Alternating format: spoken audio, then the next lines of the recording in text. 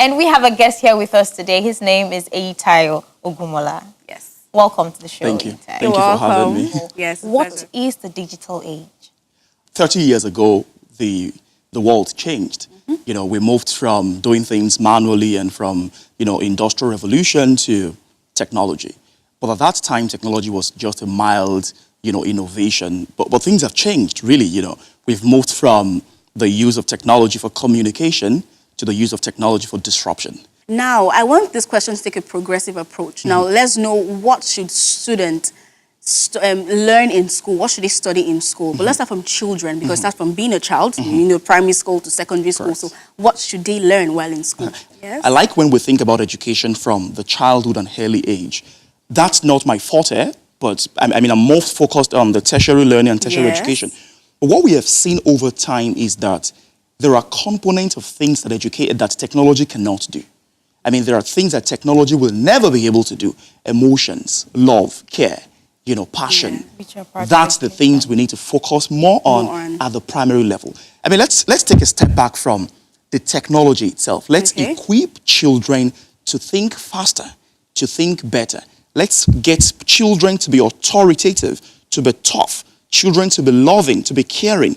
When we build that, type of ecosystem, as you mentioned, what happens is that when those children are emerging from the child's education to secondary and tertiary learning, it's easy for them to choose the kind of technology language or technology learning that they want to engage with. And technology is not education. Technology is just a tool, that we use to do things. We're in this beautiful room. Of course. It's still human interacting. Technology is driving the way we're interacting, though, but it's going to be human that will be doing most things. So at the childhood, at that time, we need to infuse humanity into the kids. And when they grow, we infuse technology into them and we have a complete ecosystem. What are the different facets that you would say we should introduce to be able to train children and adults alike in that area of education? I like that. So the best way and the easiest way to understand this is to go back to the job market. That's the easiest way. There are two different approaches, and I've debated this many times, that there are two different ways to think about this. One is to say, what is the current demand, in the job market? Because if you're training people that get into the job market and are not skilled for that job market, then we have a supply shortage. Now, the supply side, of the curve, because it's like a relationship, there's a demand, and there's a supply. We supply from the universities.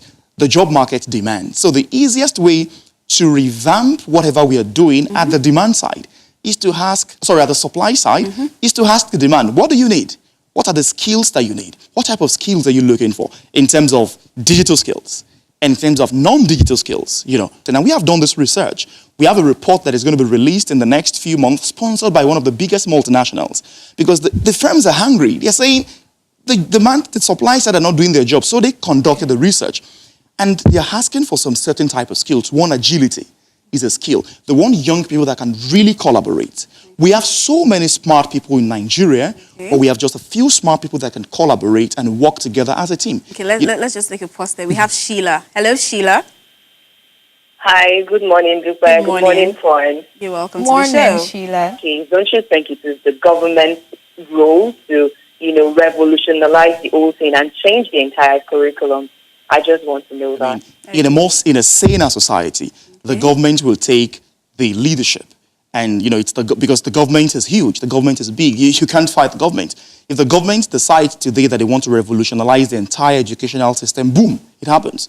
But when it is not happening, you also need to agree that some people are losing, and that's the private sector. But the private sector also needs to be sane.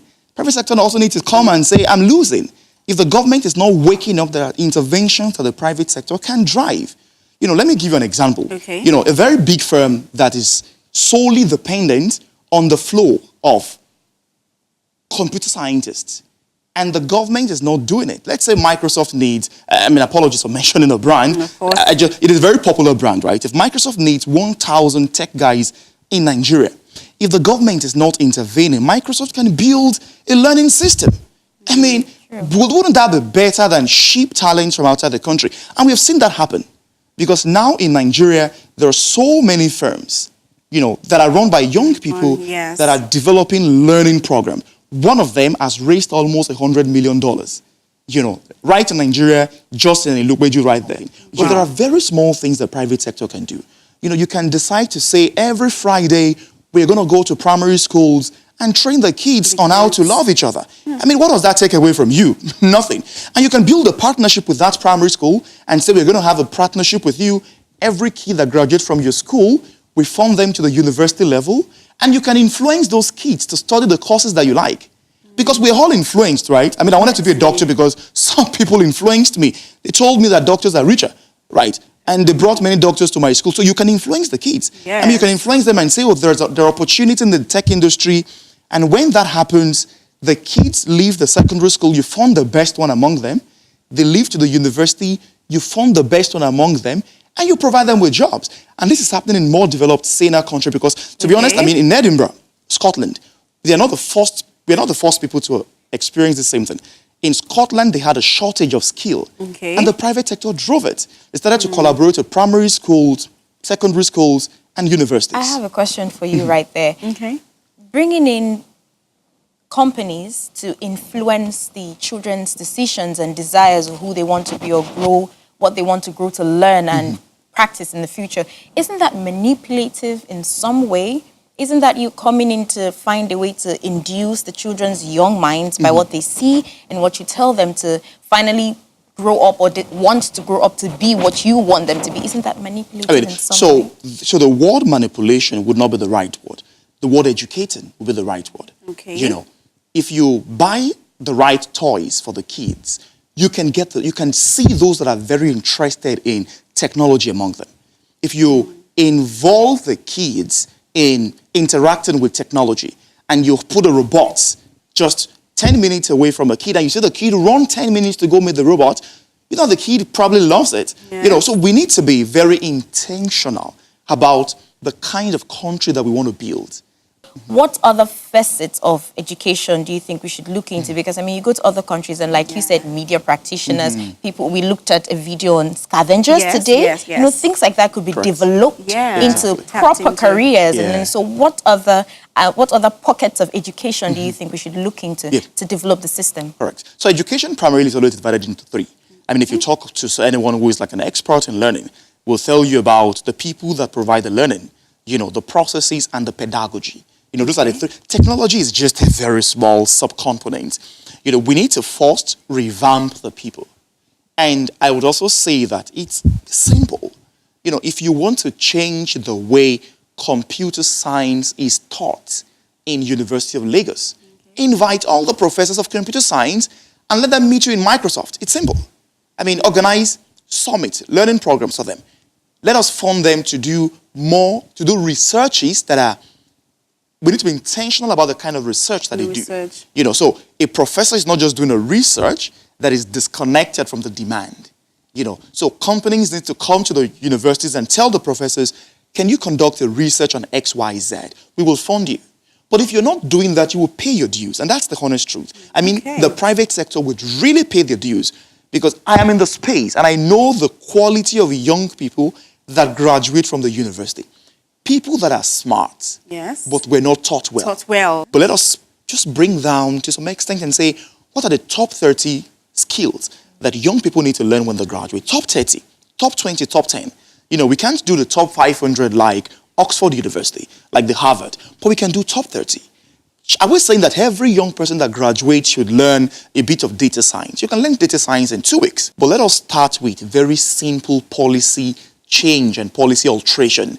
There are a few things that we can change in our policies. We can decide to say, when you are in your 4th year in the university, it's not going to be about your grade. It's going to be about what firms report about your performance.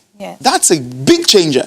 That means that every young person needs to go get an internship and they need to let the firms that they intern with report about them. That's going to change a whole lot. Because most times what happens at 400 levels is that people are catching the CGPA, game. It's about CGPA, they want to graduate 2-1, they want to graduate first class, which is good, but we can change a little policy that will change the entire dynamics of education. Internship changes a lot, not even about learning, about paradigms. But the 4 years, for tertiary learning, I feel it's just too long. I mean, why? 4 years can be 2 years in school. The concept of tertiary education is not just to study the hard things. The concept of tertiary education is for you to interact with other adults, because you didn't have that opportunity when you were in primary school and in secondary school. But now you're away from your parents, interact with other adults, get right mentoring from your lecturers and your faculty, get into the job market early. The early you get into the job market, the faster you understand that you studied engineering, but you don't want to practice engineering. Because I always tell people that you studied a course in the university does not mean that you will practice that course. But we are spending too much time studying courses than practicing. Let us get people into the job market, to interact with the job market. First 2 years, interact with the job market. Determine if you really want to be in that space. All right, we have Wumi on the line. Hello. Hi, good morning. Hello, Wumi from Ibafu. I just wanted to ask, when we're talking about employable skills, are they those skills or things that we go and learn? Like maybe, for example, now I studied maybe biology, and then I decided to go and learn how to sew or something. Are those the kind of skills we're talking about, or skills that are like maybe work office related or something? I just want to be clear. There are skills that employers really want you to have if you are going to work with them, or if you're going to do well with them. So those skills really help you to perform well on the job. It also depends on the industry, it depends on the sector, and it depends on probably the role. So there are skills, basic skills like, can you take a project from the beginning to the end and complete it? Project management. So it's a project management skill. And every time people think about project management skill as just like you're speaking big English. No, you need to be able, as a young graduate, pick a project, manage it from the beginning and the end to the end, communicate with the stakeholders, manage the budget, manage the time, manage the communication. So project management is a skill. Workplace communication is a skill. You need to be able to clearly communicate. We're doing a project that is helping women, young girls, to negotiate for roles in their workplace. That's a skill. As a young girl, people are giving the boys more opportunities than you because of the labyrinth. People just feel that girls don't want to do more. But you want to do more. So you need to be able to go to the table and communicate with your boss and say, sir, I would like to take the role that you gave to Femi yesterday. And I can do it. So you need to be able to negotiate. And that's a skill. Presentation, marketing and sales. I would employ any young graduate that can pick my product and go to the market with it and market it and come back and make money for me. That's a skill. So there are skills, and those skills are very industry dependent. Some of them are role dependent. Some of them are sector dependent, But there are also broad skills. And there are skills to another higher level. Data analytics, because the world is driven by data now. So you need to be able to come. Imagine someone walks on the high TV and wakes up tomorrow and say, I analyzed all the people that called us in the past 3 years. And I realized that we had 90% female than male. High impact TV, you mean? High impact TV, I meant. So if I can come and tell you that, we have more female calling than male, probably high impact TV would now say that, okay, let us put out an intervention fund to educate more boys to watch TV than girls. Do you like the video you just watched? Then you should click on the like button and move over to click on the subscribe button. Also, you should click on the bell to get notified anytime we drop amazing episodes of Tea or Coffee for you. Adios.